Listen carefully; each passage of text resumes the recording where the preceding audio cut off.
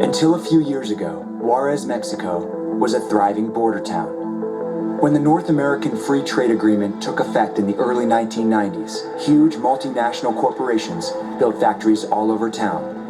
Workers flooded in by the thousands. As a gateway to the world of possibilities, a solid bridge towards sustained progress, creating Juarez was a city on the rise. Ciudad Juarez opens its arms to men and women who come in search of opportunities.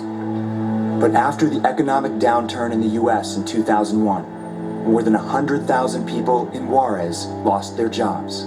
Even more jobs were lost in 2006, when more than 10,000 companies shuttered their doors after the drug war violence erupted. Once a bustling tourist destination for Americans, today, downtown Juarez is a virtual ghost town. We went to see the man charged with pulling Juarez back from the brink of collapse, Mayor Hector Murguia. I wanted to ask him what he thought about the violence, drugs, and guns that have turned his city into the murder capital of the world. What is the germ, what we said the soup who grows the bacteria for organized crime?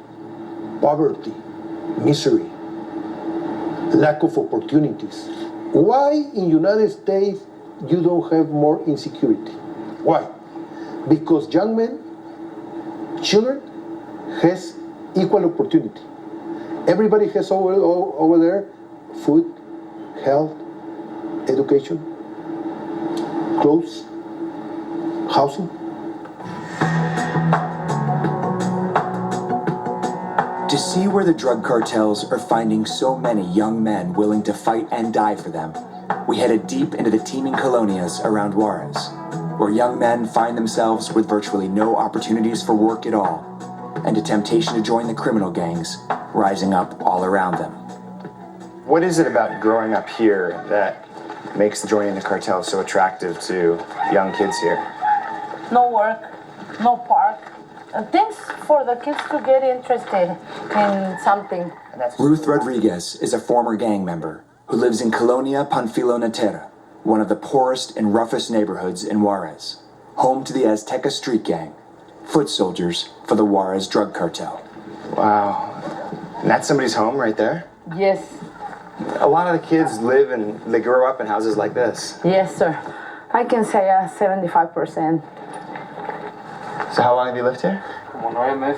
Like 9 months. He's been living here 9 months. Mi esposa y los niños ahí, y yo aquí pongo un colchón. La bebé ahí en su cuna.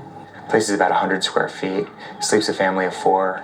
All the walls have been made out of scraps of wood. And as you can see, there's not really a floor. This would be a very difficult place to live. Do you ever worry about your baby? Ponemos la tablita esa, le ponemos su vuelo y ya, ni moyotes ni nada. You're scared that an animal's gonna get to the baby. Jesus. And as it's raining, you can see it's already starting to leak a little bit. Makeshift bathroom that's just literally a toilet in the ground, surrounded by rugs. These shacks have no running water. No. And this is how most of the kids grow up. Oh, almost all of them. Yeah, almost all of them.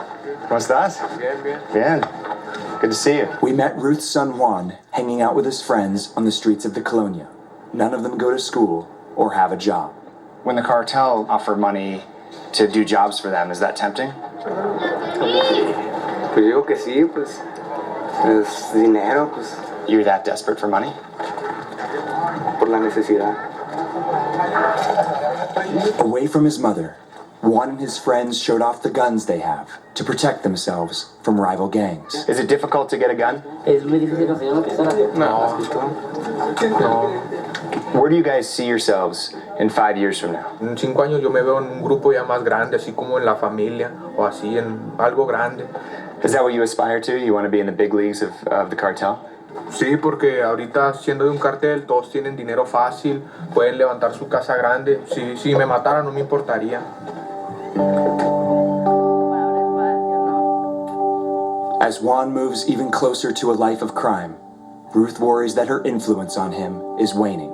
She says that her rules at home are no match for the rewards offered by the drug cartels on the streets. As we walked together through the neighborhood, Ruth noticed a van filled with kids from a rival gang, driving slowly in reverse with the sliding door open. No! Hey! The van was headed straight for one of his friends, standing across the street. Ay, hijo, disculpan, es que yo quería hablar con ustedes. Estaba oyendo que ustedes querían pelearse con ellos. Se los matan por pinche bullet, pinche Oye, pero no, hijo. The kids in the back seat of the van were armed. Were Ruth not there to talk them down, somebody would likely have gotten shot. Is my kid in? Oh, that's hard. What's your biggest fear? Seeing him on TV getting shot or something. That will be the hardest thing. Yeah.